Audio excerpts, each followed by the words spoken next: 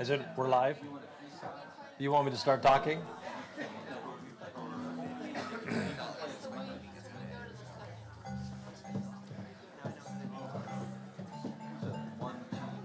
You all are a little scattered, but you know what? What are you going to do?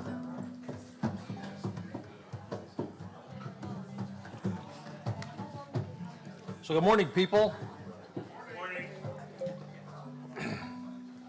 So, good morning, people. Good morning. Oh, look at that.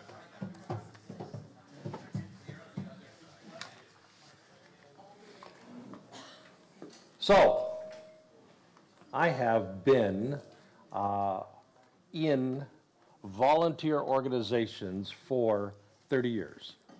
I've been deeply involved in 2 of them, and I've been chatting with people who are also involved in them during all that time. And here's something I've learned about volunteer organizations, and that is the value, the magic of incrementalism. Now, after our meditation a couple of weeks ago, I used that word. I was talking about how the spiritual journey is somewhat related to agile project management, something I know about only because my son has started doing that. But the basic premise is you move a little bit all the time. You move a little bit you don't do 6 months of work and then deliver a big thing. What you do is you go 2 weeks and you see how that goes. And then you go 2 weeks and you see how that goes, which means there's a whole bunch of tiny little changes that happen over time,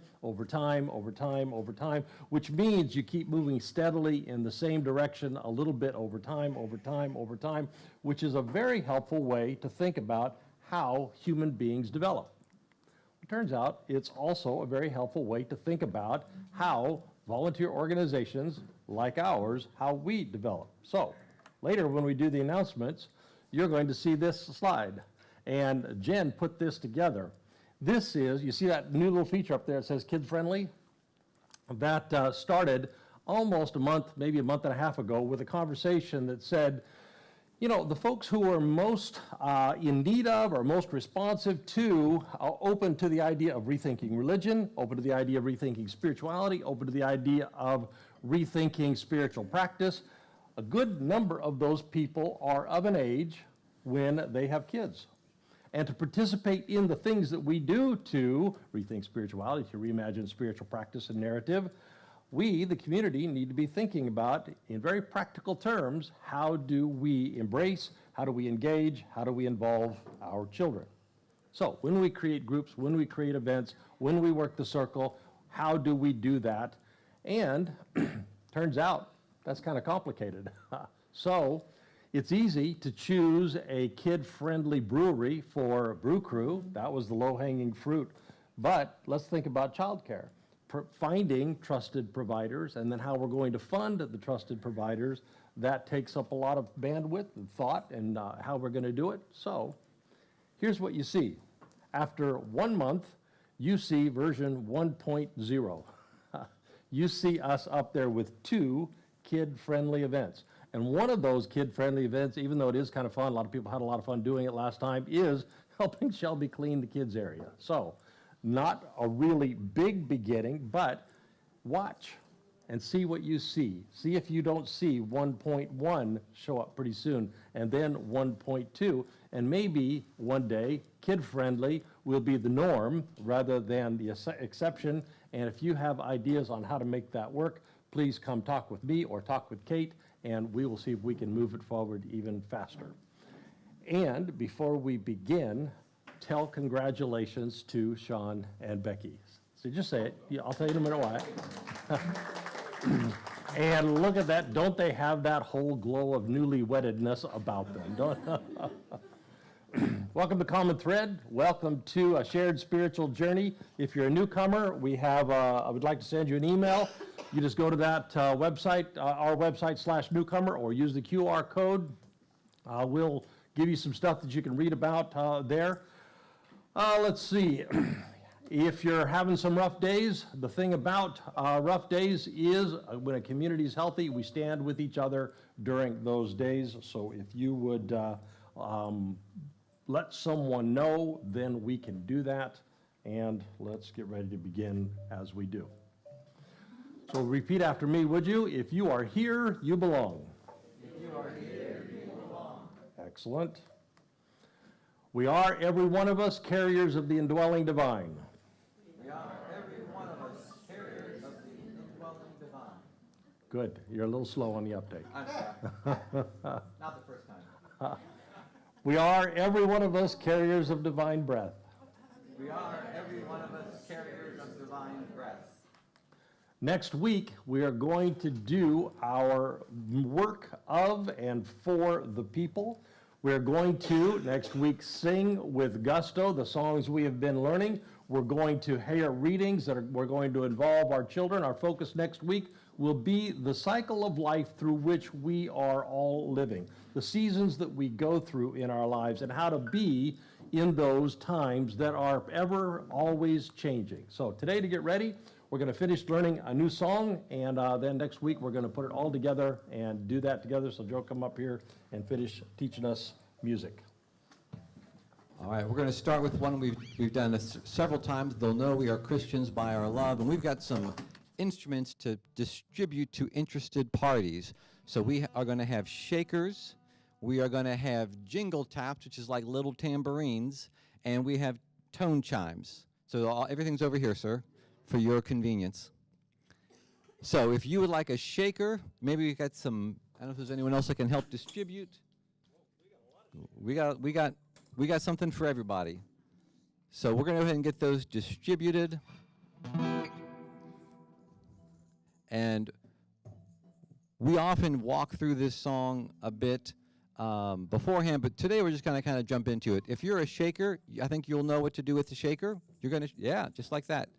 Heather is a master shaker. The jingle taps go on 2 and 4. 1, 2, 3, 4. 1, 2, 3, 4. And the tone chimes get played every time your letter shows up on the screen. That's the word you play on. So lots of possibilities.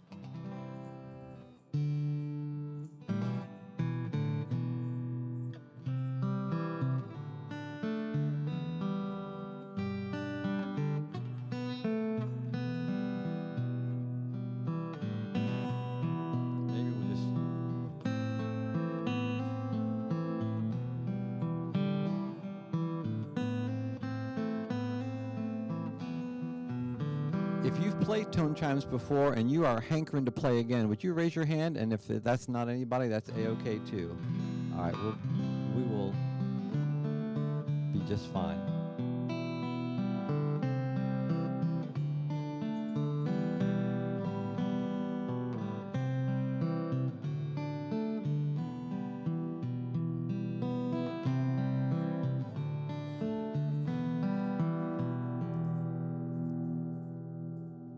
Thank you, sir. Guy's getting his steps in.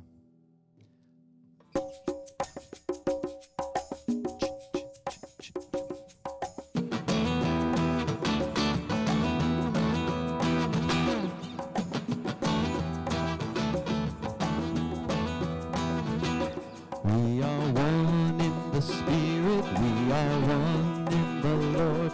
We are one in the Spirit. We are one in the Lord.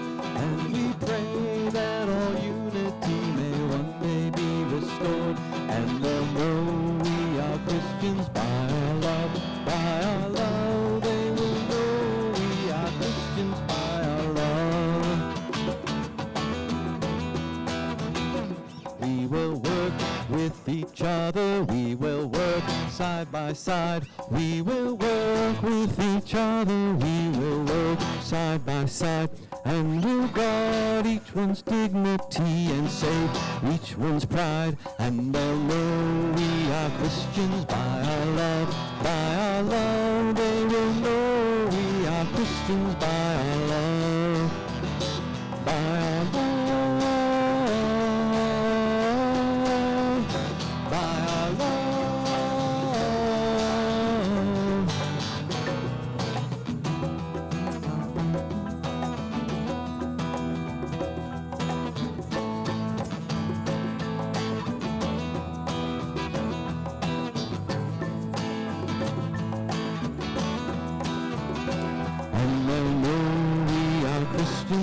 our love, by our love. They will know we are Christians by our love. We will walk with each other, we will walk hand in hand. We will walk with each other, we will walk hand in hand. And together we'll spread the news that God is in our land. And they'll know we are Christians by our love, by our love. They will know we are Christians by our love, by our love, by our love.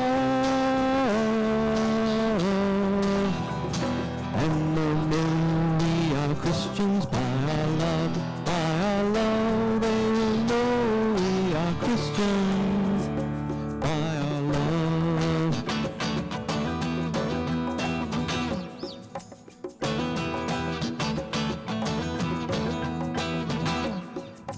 Love is patient, love is kind, never boasts, not full of pride, always hopes, always trusts, the evidence of Christ in us.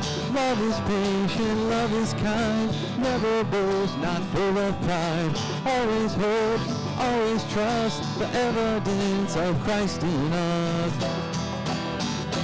And they'll know we are Christians by our love, by our love. They will know we are Christians by our love. They will know we are Christians by our love, by our love. They will know we are Christians by our love. A little quieter. Really quiet. Really loud.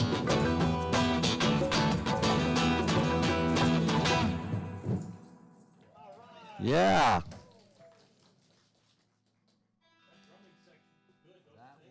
That was tight.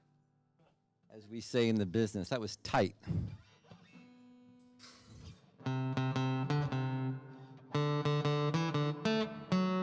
So we started learning a new song last week called It's a Beautiful Day. It's really fun.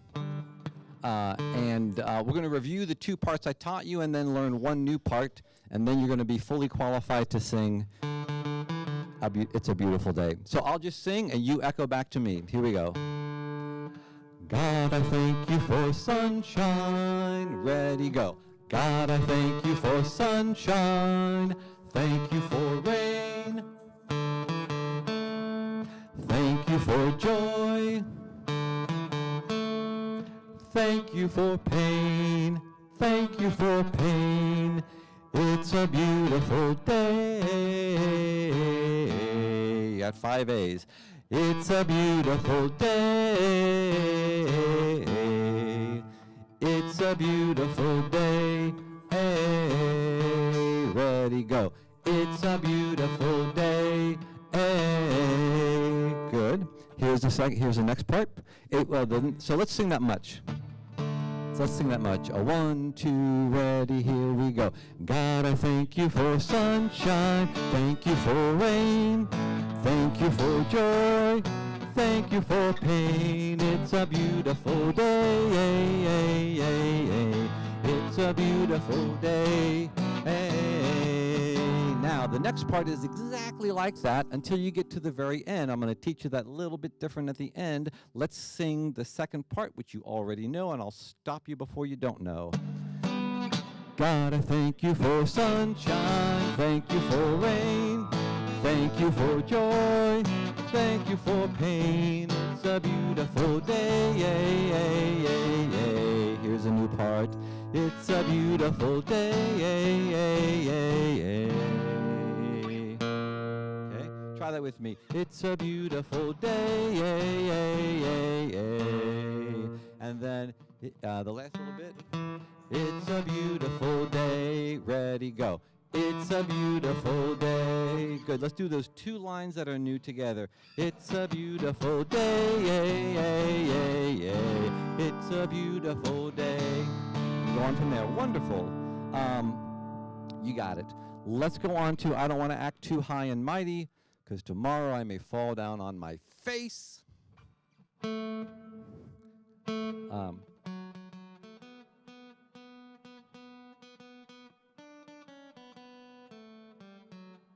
That's how that goes. Let me break it down. I'll sing, you sing. I don't want to act too high and mighty. Ready, here we go. I don't want to act too high and mighty. Good. 'Cause tomorrow I may fall down on my face. Ready, go. 'Cause tomorrow I may fall down on my face. All right, let's put all that together. I don't want to act. 1, 2, 3, here we go. I don't want to act too high and mighty, 'cause tomorrow I may fall down on my face. Yep. All right, those are the 2 parts we learned last week. Here's the last thing I want to show you. If we jump to, I give thanks when I'm feeling lonely.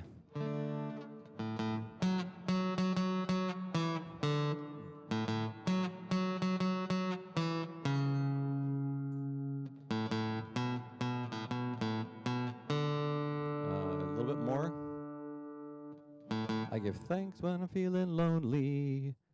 Show me lonely. There it is. Woohoo! All right, it's there. All right, echo me, please. I give thanks when I'm feeling lonely. Ready and go. I give thanks when I'm feeling lonely. I give thanks when I'm feeling glad.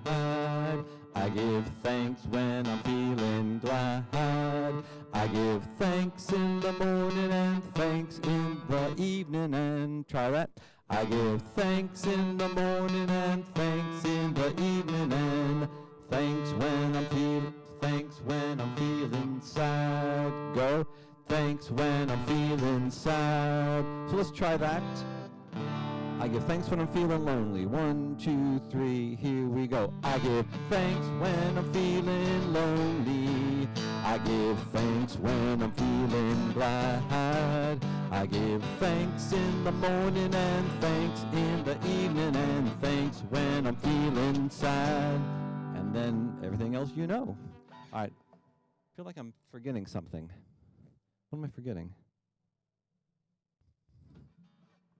Someone's paying attention.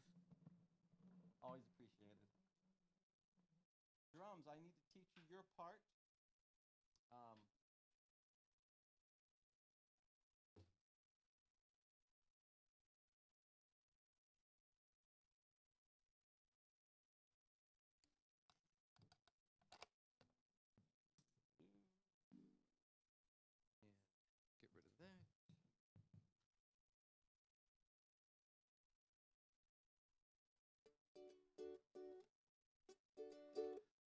Drums. You're going to play on every beat 3. A 1, 1, 2, 3, 4, 1, 2, 3, 4, 1, 2, 3, 4, 1, 2, 3. And if you let your hand bounce a little bit off the head instead of just sitting on it, 1, 2, bounce, and 1, 2, bounce, and 1, 2, bounce, and 1, 2, bounce, and 1, 2, bounce, and 1. Listen to that. Shakers, you're going to shake on the quarter.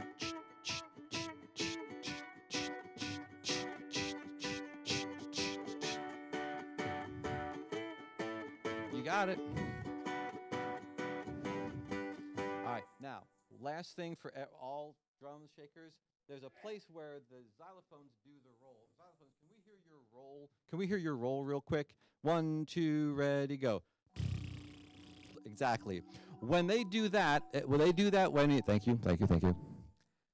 They do that on the I don't want to act too high and mighty. So when we get to that, you guys do the roll too, just a light roll. It's just as fast as you can go. Exactly. And shakers, same thing, okay? And then you'll see where to stop, and then we'll be back to the 1, 2, 3, 4, 1, 2. Okay, all right, I think we're ready. Let's rev this thing up.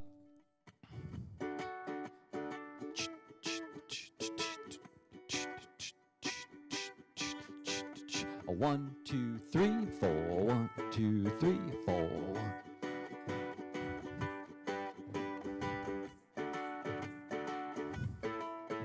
Now we're grooving.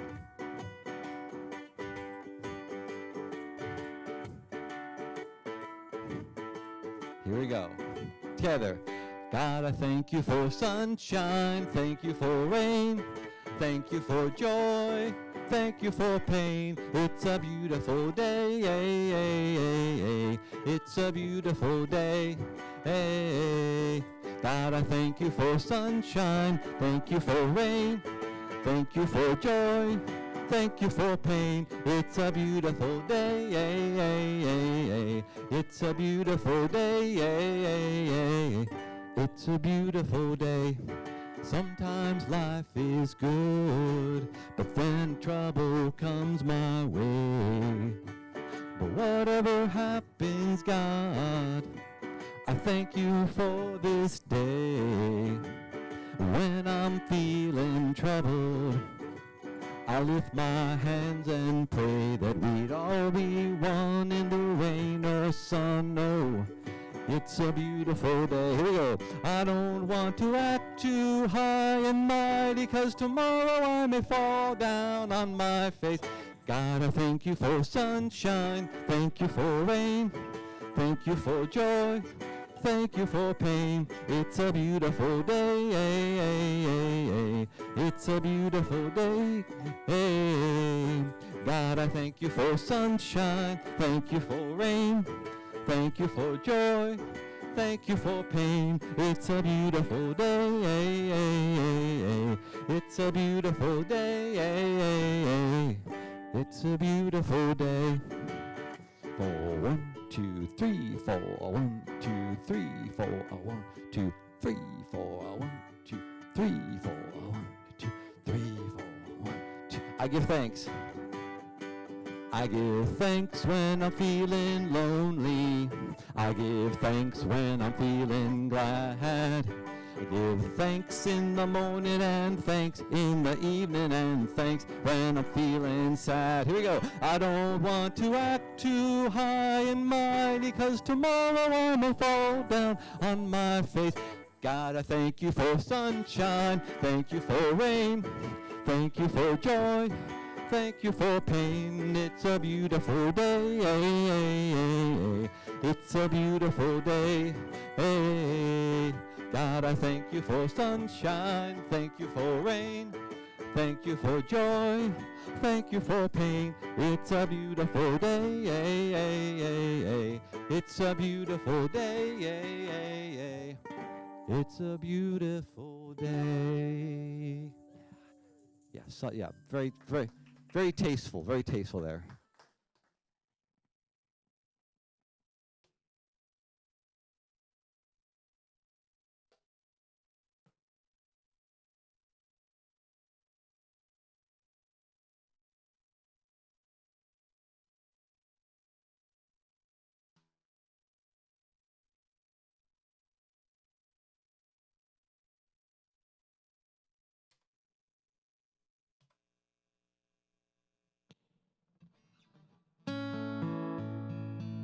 We'll conclude with Abide With Me.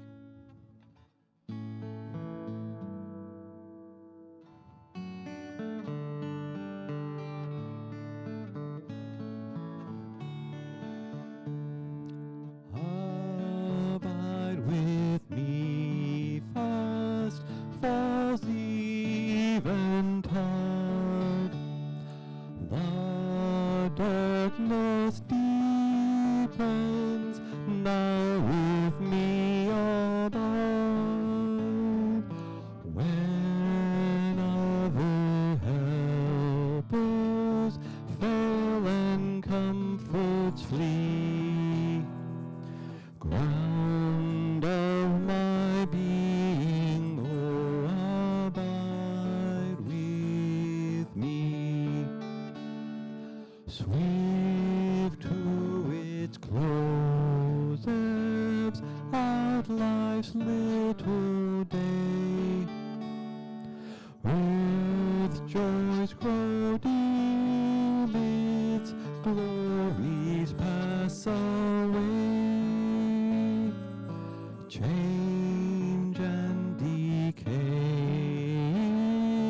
all around I see.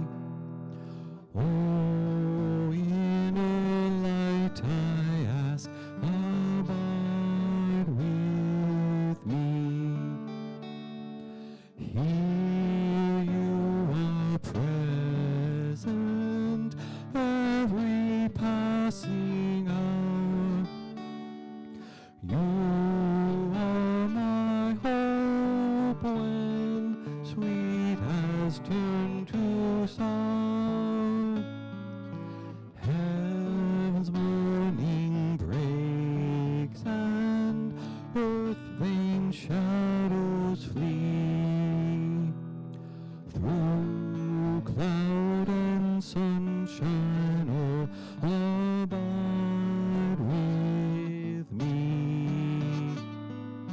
Through cloud and sunshine, oh, abide with me.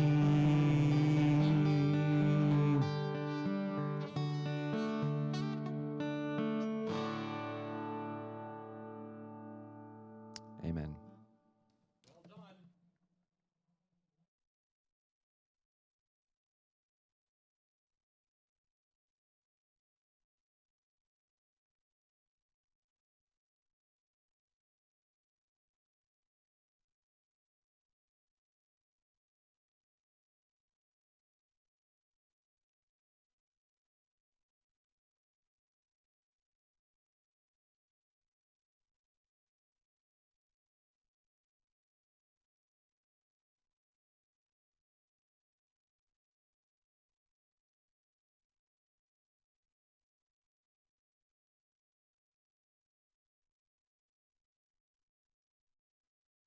One, two, three, 1, 2, 3.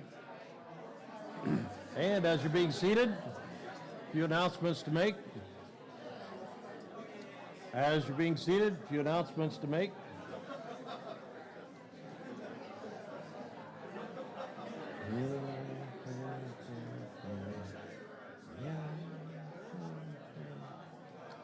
As you're being seated, got a few announcements to make.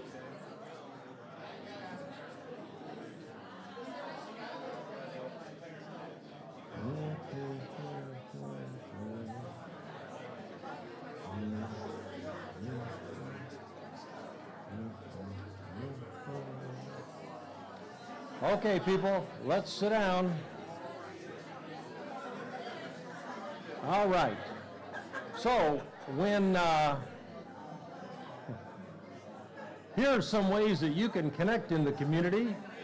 Here are some ways you can work the circle with other people in the community. Here are some ways.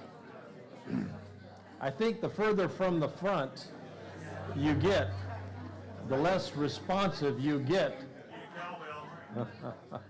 I could do cowbell. All right.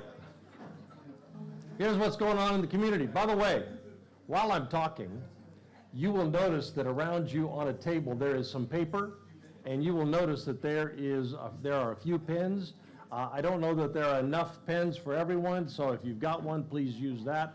But you're going to need, in a moment, a piece of paper or just something to write with and something to write on. So today, ways you can connect in the community. What are you thinking on Zoom? We got a drop-in Enneagram group going on down the hall, room 209, right afterwards. This Saturday, the 29th, is Enneagram seminar. Next Sunday, the 24th, we're going to go down afterwards and help clean up the kids' area.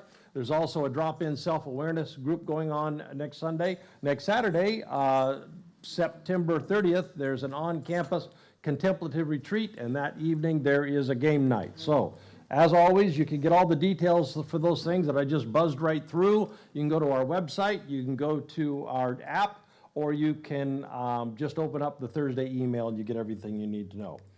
So this game night, board games, table games are a great way to connect with others. We talk about the 4 stages of belonging. We have public belonging, social belonging, personal belonging, deep belonging. This is a great way to move from public belonging to social belonging, even begin to move into personal belonging. So it's going to be Saturday evening, the 30th. I'd encourage you to join in.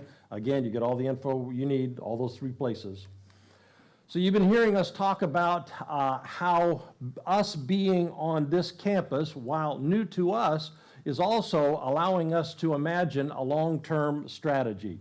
Long-term stability for us, for our community, but also working in concert with others, long-term stability for other communities as well. So we would like to start thinking about being a community center that is shared by several communities. Well, one of the ways we get there, step one, is build relationship with each other. So here's a couple of things that we could do we could participate with. Midtown, the church that meets at 9:30, they're going to be putting on a barbecue and bluegrass on October 1st. It's $10 for the barbecue. The bluegrass is free. You can register at their website. You can also see that there's a pumpkin carving going on here in the chapel. Ridge Road is putting that one on. They're making kind of a party out of it. There's going to be tools for carving, templates for carving, music, and food. And the Methodist Church next door always does a pumpkin sale to raise money. So even if you don't have a pumpkin, you can stop by, one stop, stop by, get a pumpkin, come here, carve it, and get to know some people. You don't have to go to the forum today. All these things will be show of hands. So Josh is going to need a ride home, and I have instructions. And anyone can do that today? Angie's got some stuff she's got to go to today, so she can't do it. There you go. Let's see, what else? Carrie has run into a glut of business, and which is good, wonderful. However, getting that shelf across the back so we can run the lights is not quite finished. Anyone feel comfortable doing that kind of work? You know how to hang a shelf? Okay, come talk with me afterwards. That's great. We're going to have a newcomer Zoom. Those of you that are online, you've probably already received the invitation. But if you're in the room, we kind of do it in a little bit of a hybrid way, which is we got the Zoom people on the computer, and we sit around a table. If you would like to join me right afterwards, right next door in that little room there. How many people might be joining me for that? Let's see. Okay, excellent. And let's see. Remember, Jack's been here all week. Wave again, Jack. He's been asking us a bunch of questions about where we are, where we want to go, what feels great, what feels bad, what we would like to see changed. And then he's going to today talk about what that might suggest for our future together. So all those things are going on afterwards. And remember, as we say each week, to invest in community, it takes our time, it takes our energy, it takes our love, it takes our dollars. And when we give those things to the community, the way that this whole thing has been designed to work for thousands of years, the community takes those resources, amplifies them, and gives them back to us. And gives them back to us in a form that would be easy to dismiss in a consumerist culture. We don't realize the value of a community which is the context in which our lives thrive, in which our souls thrive. But that's how the community gives our resources back to us. So we all give online. You go to the QR code, you go to the website at the top. It couldn't be any easier to do, and then that'll take care of that. All right. Go ahead and find a comfortable place there in your body. And a comfortable place in your mind to take a few breaths.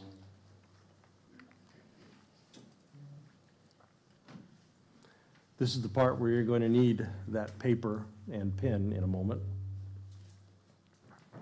Today we're going to do an abbreviated version of the Examine of Consciousness practice.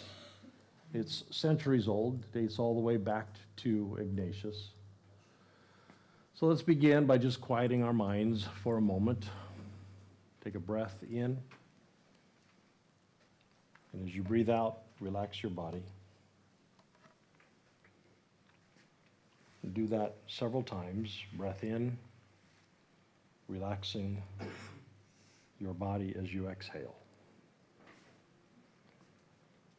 Look for the places where you hold tension.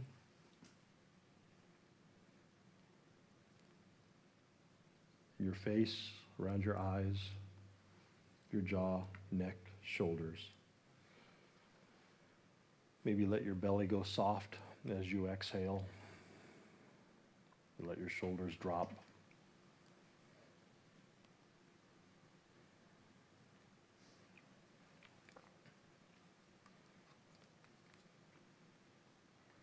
And in a quieted space, the practice begins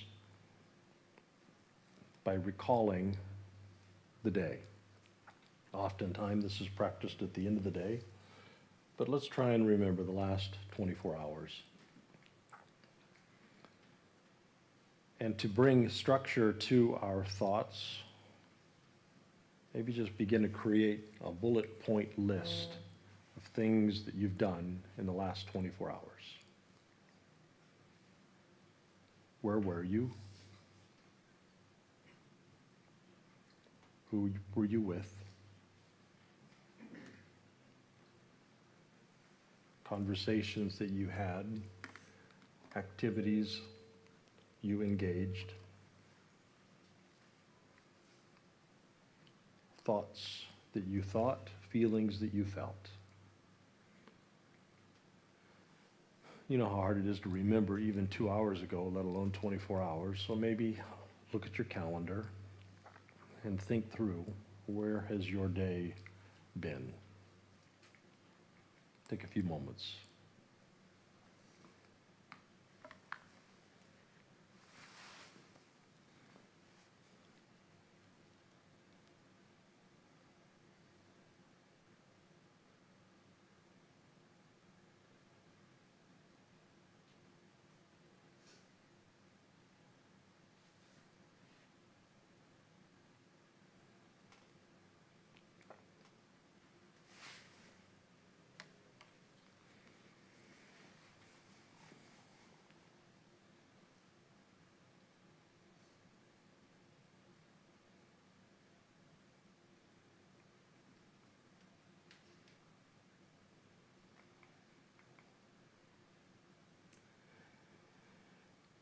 And looking at those few parts of your last day, the question for examining ourselves is, when was I at my best and when was I not? When was I at my best and when was I not? That question, it's an old one, has lots of different words through the years. Loyola used the words consolation and desolation. Others would talk about when I was in the spirit or when I was in the flesh. You might have heard those terms. When was I drawing from my divine center self? When was I living from my ego center self? But for simplicity, when was I my best self and when was I not? Take a few moments and examine.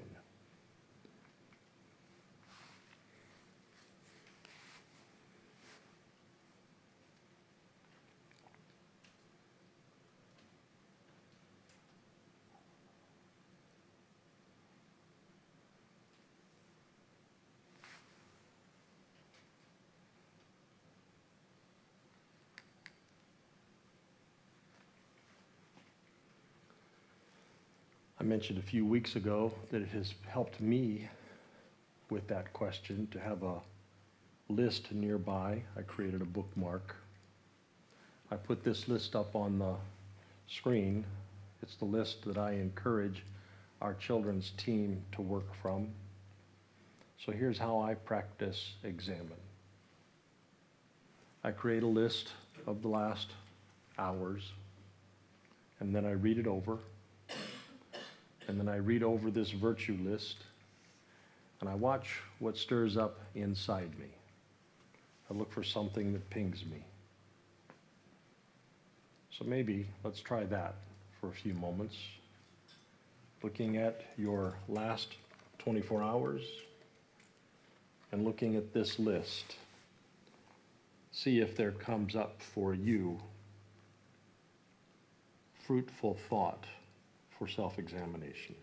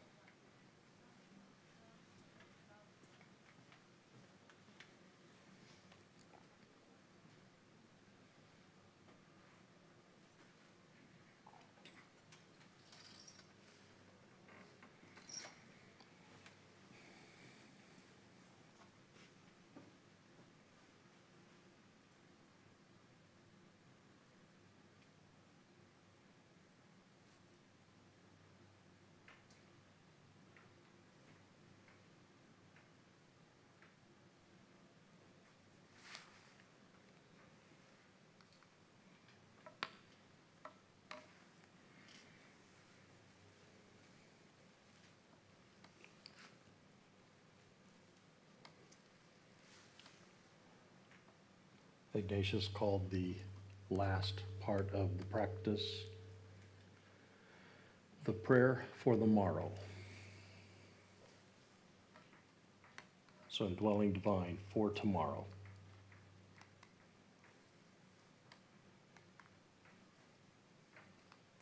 It's a prayer having seen today how we might be tomorrow.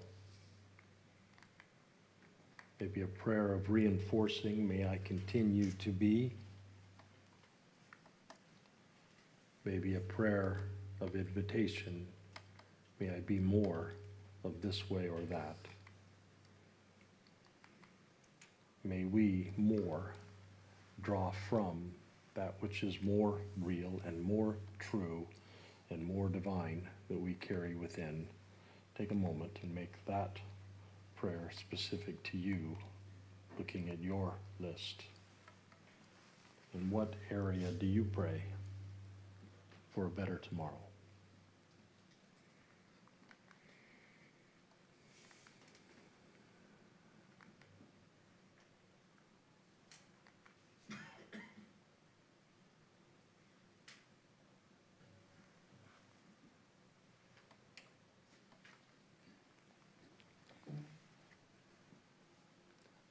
Amen.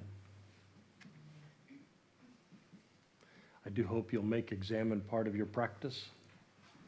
It is one of the more effective contemplative practices we have. Let's begin our lesson. Robin is a remarkable woman. She is a treasure to our community, carries a tremendous amount of wisdom, a tremendous amount of insight. And she's dedicated her life to understanding the human experience, understanding the spiritual life, the spiritual journey, and to unearthing and deploying in a very effective way tools that we can use for our own personal practices to move forward on the spiritual journey. She found the Enneagram several years ago, and we are blessed because she did. She's been deploying that and using that for our community for some time. So, Robin, come on up.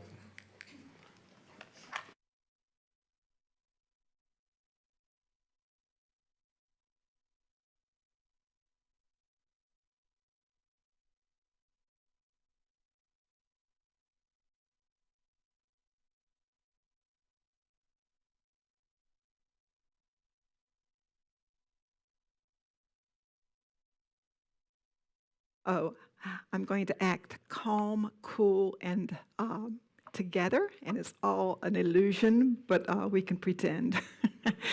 I've been noticing that I love people who present that way, and I've been noticing that I am not feeling that way, and then I am noticing that that's okay. So what a great way to live life. It's good to be here. So thank you very much, Jennifer, for doing that. And so today we're going to talk about the passions, and the passions are another word for sufferings. And so today we're going to talk about how each of the types suffer. All right, John records Jesus as saying, "I am the true vine. Get your life from me, and I will live in you." No branch can give fruit by itself. It has to get life from the vine. You are able to give fruit only when you have life from me. I am the vine, and you are the branches. Get your life from me. Then I will live in you, and you will give much fruit. You can do nothing without me. And John also records Jesus as saying, "I am the way, I am the truth, I am the life. No one comes to the Father except through me." Or said another way, God, sap, is accessed through the true vine, Jesus. Stay connected to the true vine, Jesus, so that you might receive God, sap, and be fruitful. So, your life infused with God, sap, via the true vine, Jesus, equals a fruitful life. Merging what the Enneagram says and what John says, we could say that when we choose to stay connected to the true vine, Jesus, we express our God essence and we live a fruitful life. When we choose to stay connected to the true vine, Jesus, we express our God essence, and we live a fruitful life. Conversely, when we're not connected to the true vine, Jesus, we experience a distortion of who we are and what reality is, and that distortion results in our suffering. Our suffering then becomes our canary in the coal mine. It is a signal that we are misaligned. An obvious question might be, what is getting in the way of me accessing the true vine, Jesus? I'm sure there are many answers to that question, but this morning we will use the Enneagram to help us. According to the Enneagram, each of us is born with a filter that results in reality being distorted. And it gets tricky because your filtered world is true, but it is not reality. Your filtered world is true, but it is not reality. And here is a prop that shows visually what I am saying. Let's just say that this is reality. Let's just say that if you walked into a room and all the data points, and you could receive all the data points, this is what you would see. But, unfortunately, we have a grid that when we put it on top of this, we come to a different conclusion. So we have a triad that is called the power and control triad, or the gut triad, and that is types 8, 9, and 1. And when these people who are in this triad come into a room, they see the room through a filter, and so this is what they see. Okay, it's a little bit different. So this is true, and this is what they see, but it is not reality. All right, now we have types 2, 3, and 4 form a triad called the esteem and affection triad, or the heart triad. And so when they go into a room, instead of seeing reality, this is what they see. It is true, but it is not reality. And then we have another triad called the safety and security triad, or the head triad. And they come into a room, and their grid tells them that this is reality. And now you know why marriage is hard. So these grids of these three triads block out whole hunks of reality. The resulting truth is not a lie, but it's also not reality. It is not a lie, but it is not reality. So let's talk about each type's passion, each type's suffering, each type's way of failing to stay connected to the true vine, Jesus.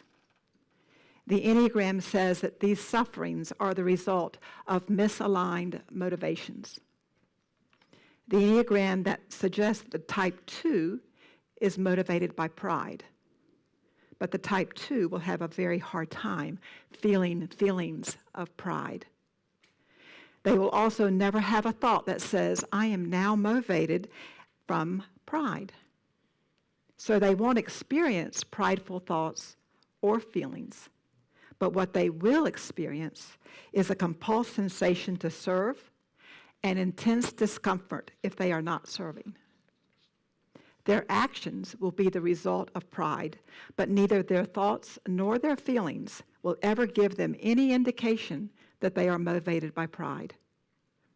If they have done a lot of work, they will begin to feel their suffering as a result of their assuming that they know what others need and what others feel, which is a type of pride. Otherwise, what they feel is virtuous because they have done such a good job serving others. But now the Enneagram is telling them that pride is getting in the way of them being fruitful. It will take a long time for them to believe that because in their minds, serving is a virtue, right? The Enneagram suggests that the type 3 is motivated by self-deceit, but they will have a very hard time feeling feelings of self-deceit. They will also never have a thought that says, I am now acting from a motivation of self-deceit. So they won't experience any self-deceiving thoughts or feelings. But what they will experience is a compulsive sensation to develop their persona at the expense of their true self, having deceived themselves that those are one and the same. Their actions will be the result of self-deceit, but neither their thoughts nor their feelings will ever give them any indication that they are motivated by self-deceit. If they have done a lot of work, they will begin to be able to feel their suffering as a result of their confusion around their genuine self and their persona. Otherwise, what they will feel is virtuous because they have done such a good job being efficient and working hard. But now the Enneagram is telling them that self-deceit is getting in the way of them being fruitful. It will take them a long time to believe that because in their minds, success is never wrong, right? The Enneagram suggests that type 4s are motivated by envy, but they will have a hard time identifying feelings of envy. They will also never have the thought that says, I am now acting from a motivation of envy. So they won't experience any identifiable thoughts or feelings of envy. But what they will experience are great longings and great feelings of incompleteness based on comparison.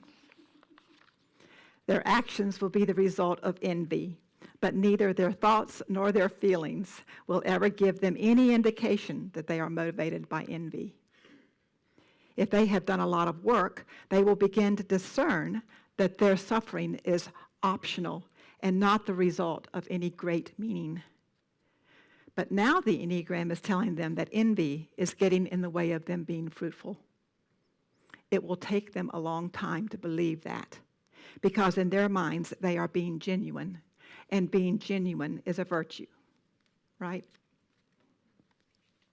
The Enneagram suggests that the type 5s are motivated by avarice or stinginess, but they will have a hard time identifying feelings of stinginess. They will also never have the thought, I am now acting from a motivation of stinginess. So they won't experience any identifiable thoughts or feelings of stinginess. But what they will experience is a constriction in their heart and a withdrawing of their affection.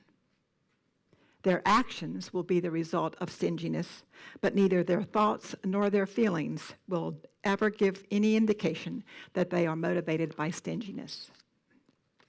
If they have done a lot of work, they will begin to be able to feel their suffering that results from them holding on to resources and minimizing their own wants and needs. Otherwise, they will feel virtuous because they are loving you by not bothering you, and they are being responsible by being frugal. But now the Enneagram is telling them that stinginess is getting in the way of them being fruitful.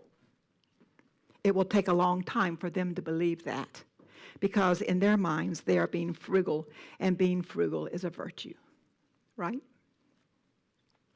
The Enneagram suggests that type 6s are motivated by fear, but they will have a hard time identifying feelings of fear.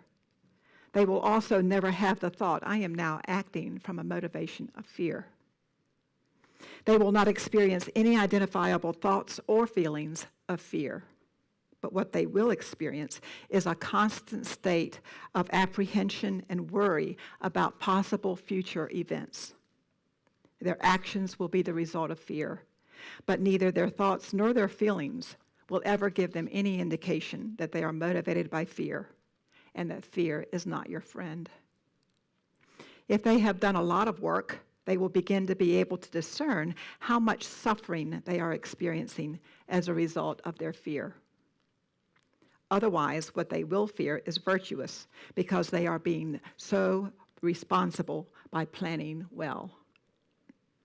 But now the Enneagram is telling them that fear is getting in the way of them being fruitful. It will take a long time for them to believe that, because in their minds, they are planning well. And planning well is being responsible, and being responsible is a virtue, right? The Enneagram suggests that the type 7s are motivated by gluttony, but the type 7 will have a hard time identifying the feelings of gluttony. They will never have the thought, I am now being motivated by gluttony. So they will never experience any identifiable thoughts or feelings of gluttony. But they will experience a restlessness that never allows them to be content or satisfied. Their actions will be the result of gluttony, but neither their thoughts nor their feelings will ever give them any indication that they are being motivated by gluttony. If they have done a lot of work, they will be able to feel their suffering as a result of their gluttony. Otherwise, what they feel is stimulated by all of their positive, exciting ideas and experiences. But now the Enneagram is telling them that they are living a gluttonous lifestyle, and that is getting in the way of them being fruitful. But in their minds, they're just having fun, and life should be fun, right? The Enneagram suggests that the type 8s are motivated by lust, but the type 8s will have a hard time identifying feelings of lust. They will also never have the thought, I am now being motivated by lust. So they will never experience any identifiable thoughts or feelings of lust. But what they will experience is a surge of vitality and a surge of life and power, and it feels good. Their actions will be the result of lust, but neither their thoughts nor their feelings will ever give them any indication that they are being motivated by lust. If they have done a lot of work, they will begin to feel the suffering that is the result of their lust. Otherwise, what they will experience is a constant need for intensity, control, and self-extension. But now the Enneagram is telling them that their lust is getting in the way of them being fruitful. But in their minds, they're getting stuff done, and that's a virtue, right? The Enneagram suggests the type 9s are motivated by sloth, but the type 9s have a hard time identifying the feelings of sloth. They will also never have the thought, I am now being motivated by sloth. So they will never experience any identifiable thoughts or feelings of sloth. But what they will experience is a desire to be unaffected by life and an unwillingness to engage fully with their life. Their actions will be the result of sloth, but neither their thoughts nor their feelings will ever give them any indication that they are being motivated by sloth. If they have done a lot of work, they will begin to feel the suffering that is the result of their sloth. Otherwise, they will experience a constant desire to seek comfort. But now the Enneagram is telling them that sloth is getting in the way of them being fruitful. But in their minds, they are easygoing and laid back, and that is a virtue, right? The Enneagram suggests that the type 1s are motivated by anger, but the type 1s will have a hard time being told that anger is wrong. It just feels righteous. They will also never have the thought being motivated by anger is wrong, because after all, it's a righteous anger. So they will never experience any identifiable thoughts or feelings of the wrongness of their righteous anger. But what they will experience is a repression of anger that turns into resentment and continual frustration and dissatisfaction with themselves and with the world. If they have done a lot of work, they will begin to feel the suffering that is the result of their anger. Otherwise, what they will experience is the satisfaction of jobs well done and done right, and you need anger for that to happen. And now the Enneagram is telling them that anger is getting in the way of them being fruitful. But in their minds, they have integrity, and so should you, and that is a virtue, right? Now, if we want to use the Enneagram as a tool to be fruitful, we will have to work backwards and start feeling our feelings of suffering. Our suffering and our pain will be an indication that we have been misaligned. But counterintuitively, the feeling of our feelings of suffering will be an indication that we are headed in the right direction. So when my type 7 client came to me as a result of suffering from decades of restless movement, identifying her movement as gluttonous might be helpful. Her type would lie to her and say she was just being of service. But the Enneagram would say, yes, she was being of service, and yes, it might have been gluttonous service. If she is just being virtuous, she won't stop. But if she is aware of the service being the result of gluttony, she might be motivated to pause and reconsider. I will now conclude with how the Enneagram suggests we stay connected to the Jesus vine. Here are the principles worked out by Riso and Hudson. First, the problems of the type cannot be fixed by the type. Unlike the vine in nature, staying connected to the true vine, Jesus, involves choice, and choice involves inner work. This involves continuous self-observation, continuously sensing yourself, staying with your impulses, staying with your feelings, staying with your thoughts without acting against yourself or others.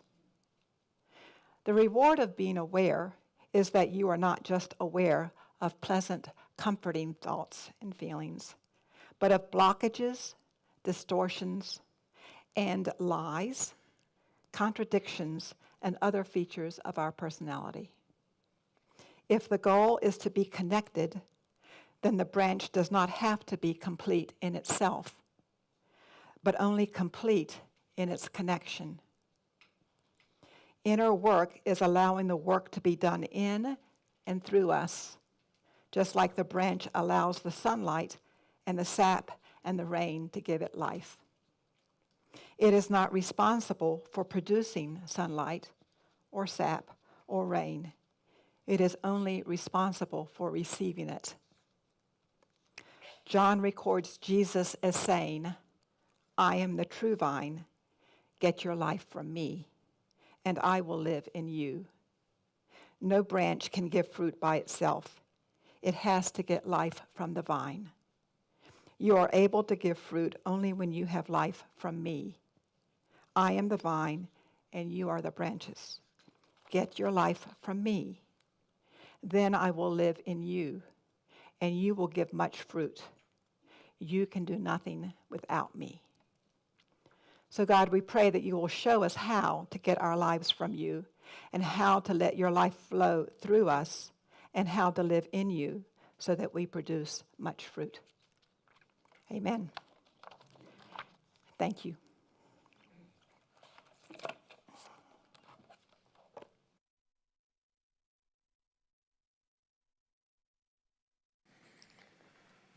So to those of you who are online, we're going to dismiss you. Now we're going to do, what are you thinking, here in the room? And we would encourage you to head over to the Zoom and do the same. I bet you'd have a fruitful discussion today. And I bet you're also a little bit nervous about going somewhere you might not have been before. Here's the promise. These are nice people. They won't spit at you or anything. So the link to that Zoom is in the YouTube notes. It's also on the front page of our website. And the password is 1417, 1417. Let's dismiss the folks online. If you would, please put your hands on your heart. And let's remember as we go that we are, every one of us, carriers of the indwelling divine. We have within us love and joy, peace, patience, kindness, goodness. They're there. And if you would extend your other hand to our city, let's look for opportunities to share what's in us, already there, with the people that we live and work, go to school with, looking for opportunities to repair and heal our worlds. Amen. God bless you all. You are dismissed.